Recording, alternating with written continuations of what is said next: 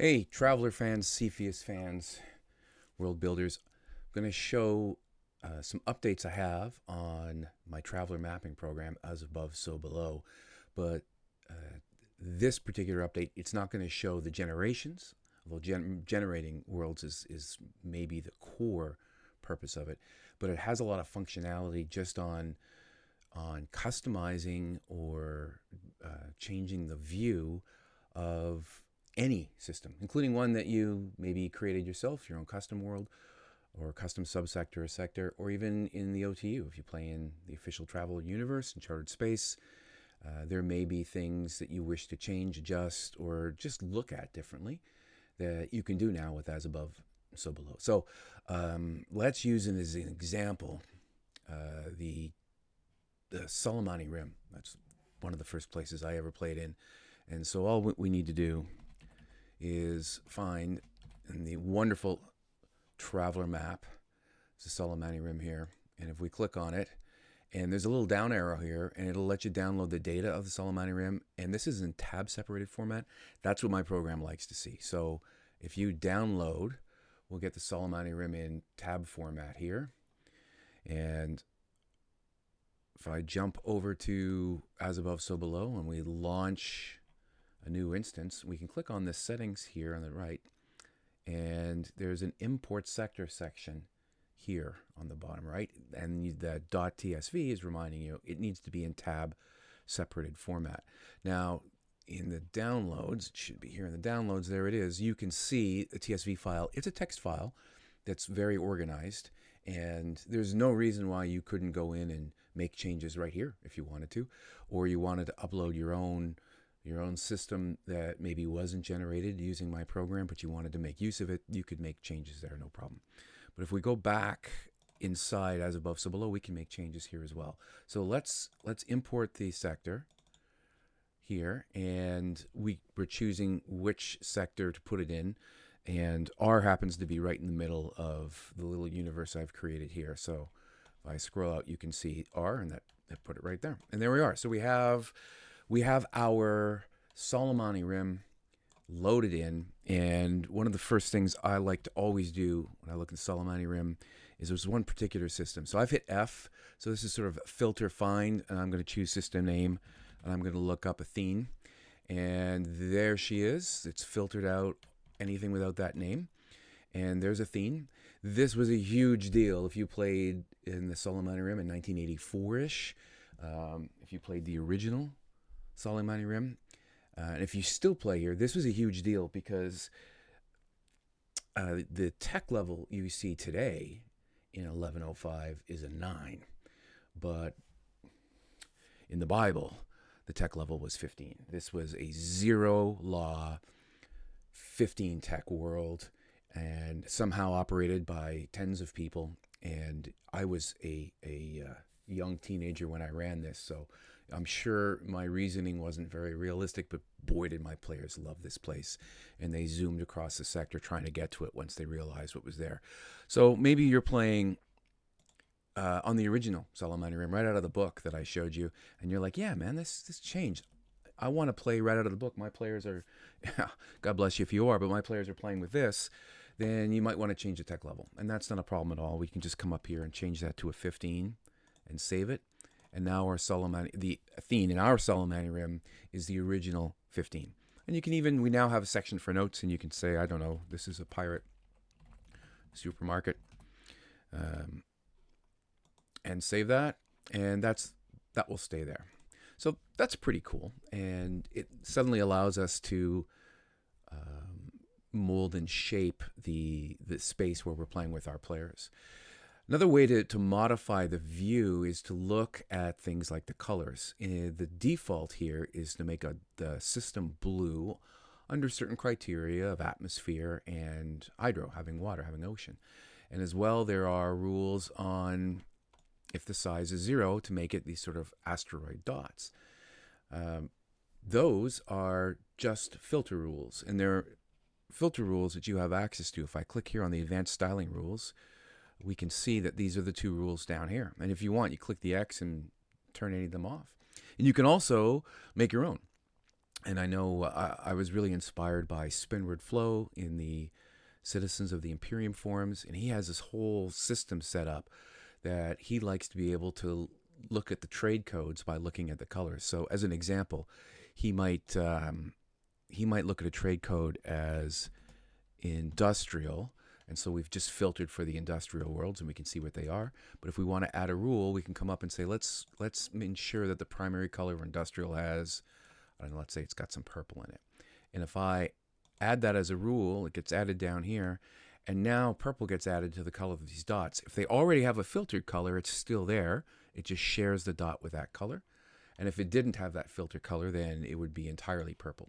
So you can look now and sort of see, oh, this is an ocean world that is industrial.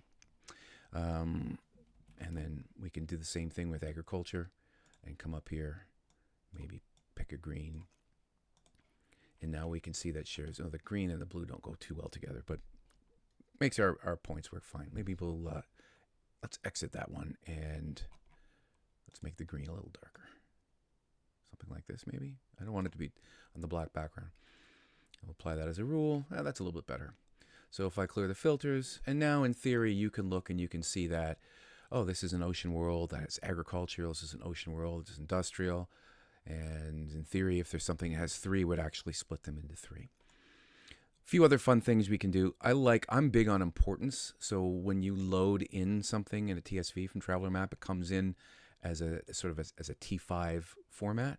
So in the advanced data, this is the T5 importance here.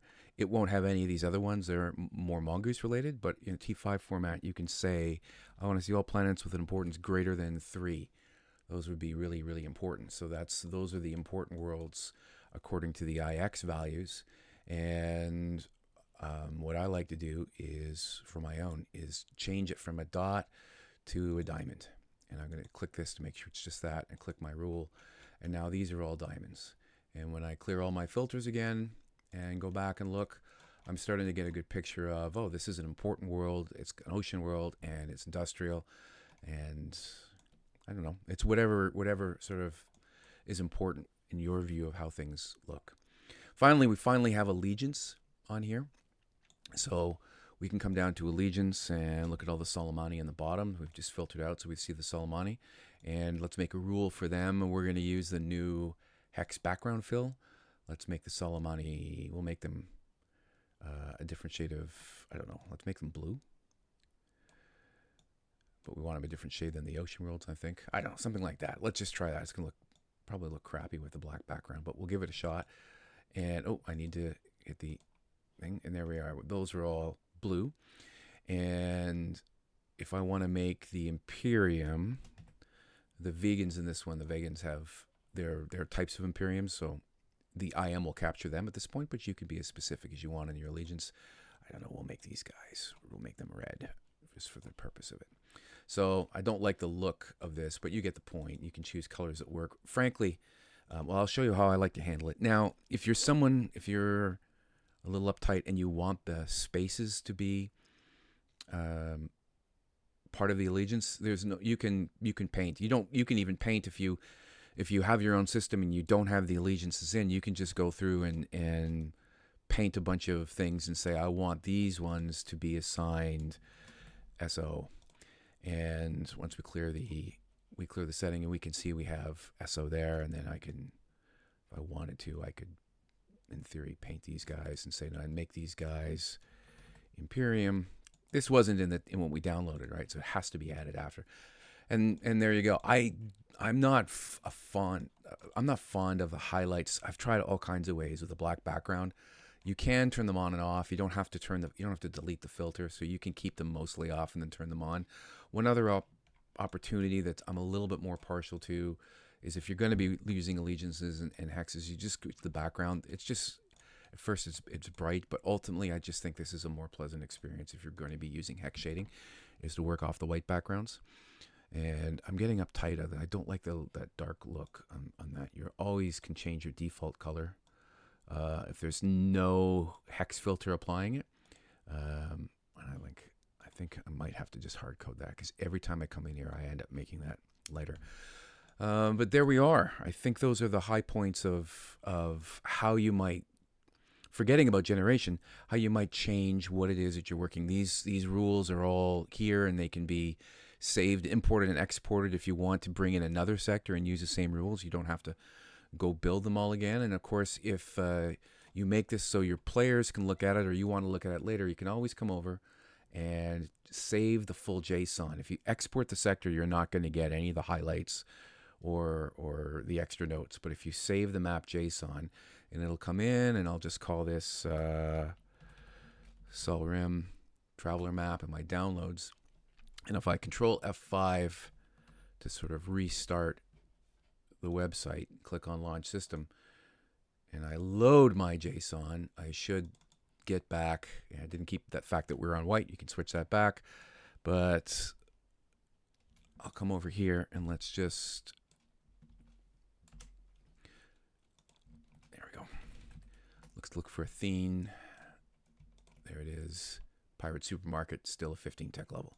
So the customization opportunities are there for those that want a little more control over how their systems look or feel.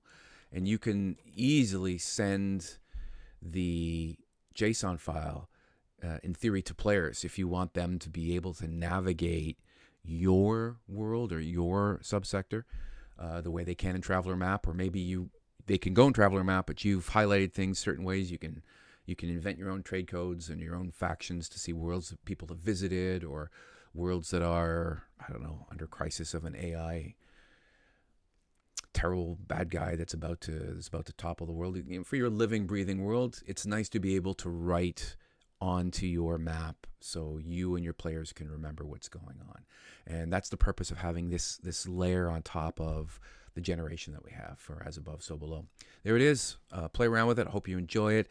It's version 0.7 that I'm using right now. I'm using the online version 0.7, not a future version. I'm still hammering out some mistakes, and it's still developing, so it's still a bit of a work in progress, but it's getting closer and closer to being solid every day. There it is. Hope you enjoy it. Have fun.